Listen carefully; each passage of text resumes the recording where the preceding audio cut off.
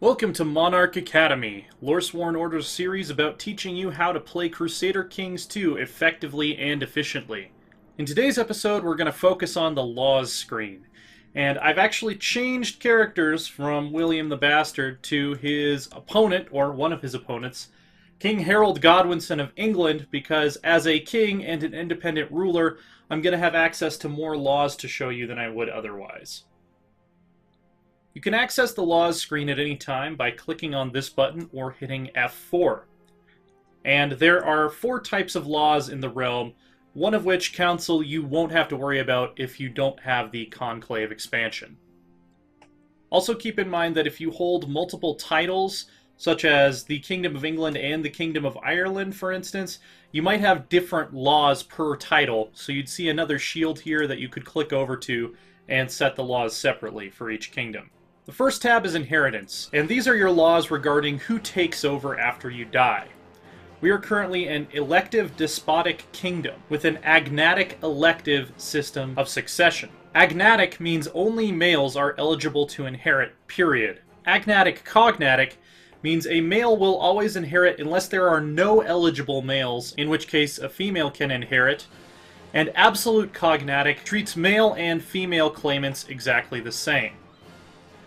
If we wanted to change our gender preference laws, we would have to be at peace and have reigned for at least 10 years, and in the case of absolute cognatic succession, we either have to have a culture or religion that supports it, or we have to have increased our status of women law, which we'll get to later, to the point that men and women are treated more equally in our society. Elective succession means that I, myself, and each vassal 1 rank lower than me, so that means only dukes if I'm a king, and only counts if I'm a duke, although if you're an emperor, dukes and kings still get to vote, can nominate a successor from among themselves and legitimate children and siblings of the ruler. Whoever gets the most votes wins. Now, the people voting can also vote for themselves. So while this seems like an attractive form of succession, and it is in many ways, you can pick whichever of your children happens to be smartest or strongest to be your heir, instead of just having it go to the oldest one.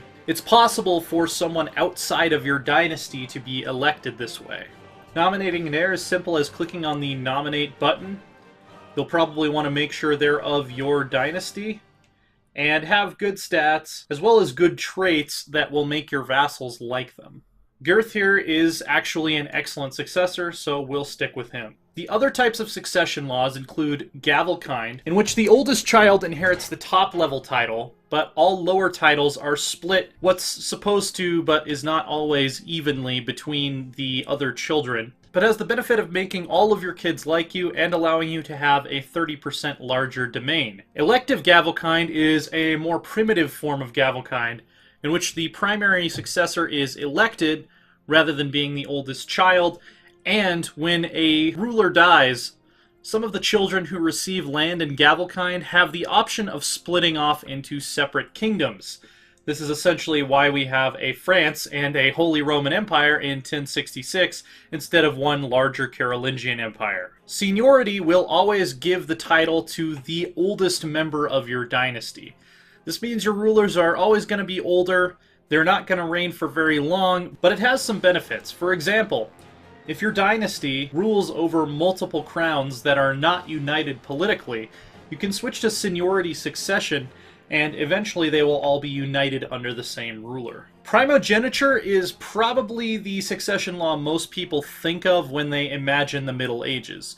The oldest child inherits. If there is no oldest child, then you go back up 1 generation and find the oldest brother, and his children become the next inheritors. No one else gets anything in the succession deal, so children who are not your eldest will resent it. Ultimogeniture is kind of a fake succession law that was put into the game on the basis that it was used by the Mongols, except it really kind of wasn't. It makes your youngest child inherit, which can have benefits because having young rulers means you will always have long reigns, unless they have some sort of terrible fate befall them, meaning you won't have as many succession crises to deal with. Changing to Gavelkind and elective Gavelkind don't have any special restrictions. Seniority requires you to have at least medium crown authority. and you can't have full authority on your council. Primogeniture has the additional restriction that you have to have adopted late feudal administration or imperial administration, which we'll get to later. And ultimogeniture has basically the same requirements. There are also some other election types that aren't available to a Western Catholic king in 1066 that we'll talk about in their respective videos. The next tab is your realm laws. These top two are crown laws, and this is why I chose Godwinson for this particular video, because as a duke, William of Normandy does not have access to crown laws. Crown laws apply not only in the land in your kingdom you control, but in your entire de jure kingdom.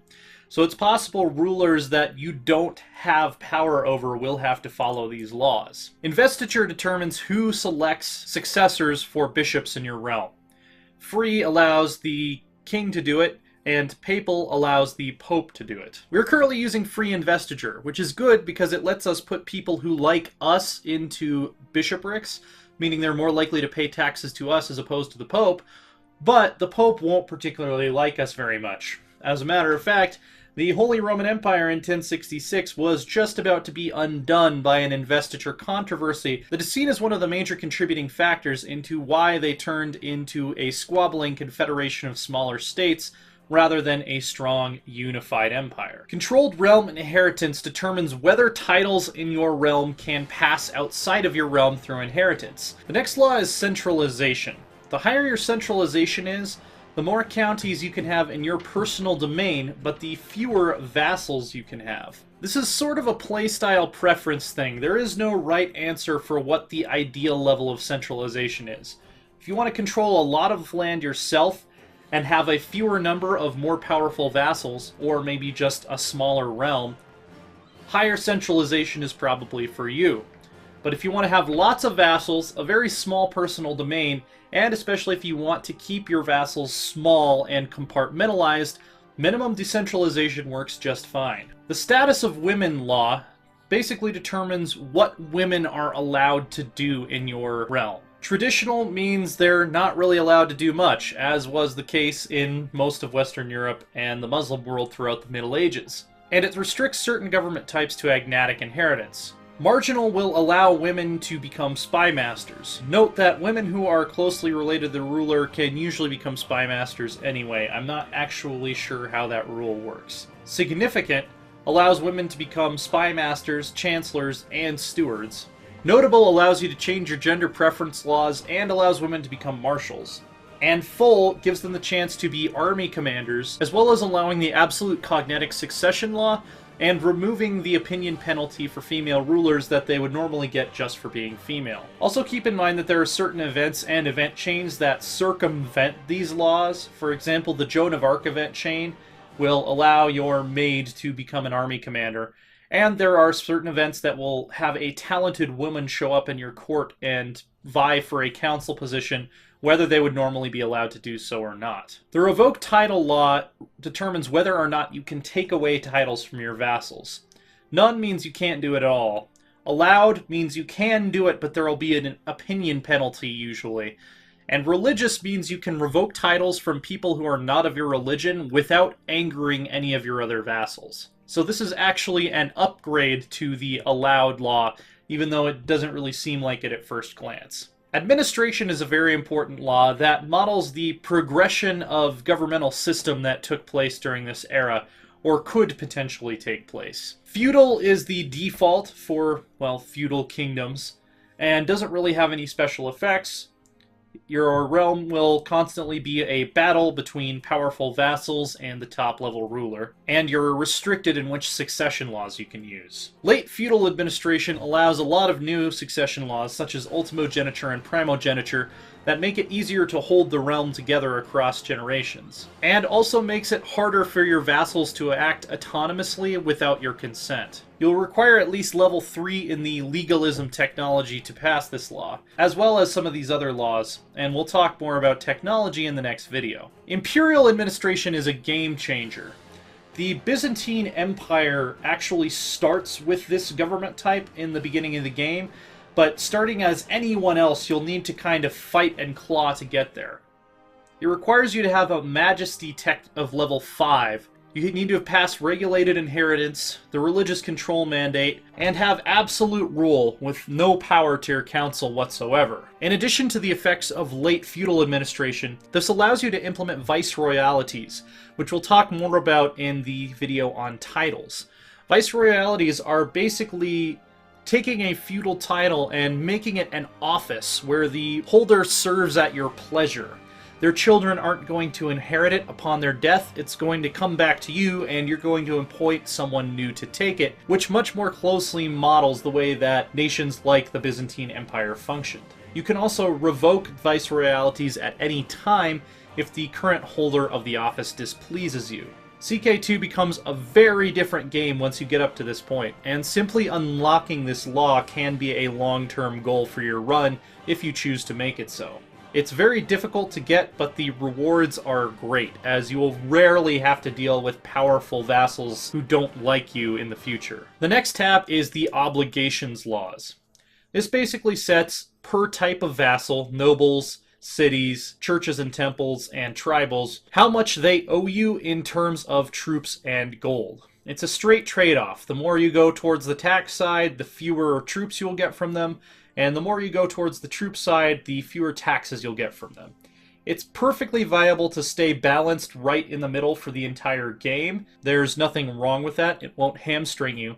But generally what I like to do, increase my noble and tribal obligations toward troops, while I increase my city burgher obligations toward taxes. The final tab is the council laws, which are available if you have the conclave expansion. This basically determines what the ruler can do on his own without consulting the council, and what must be voted on by the council.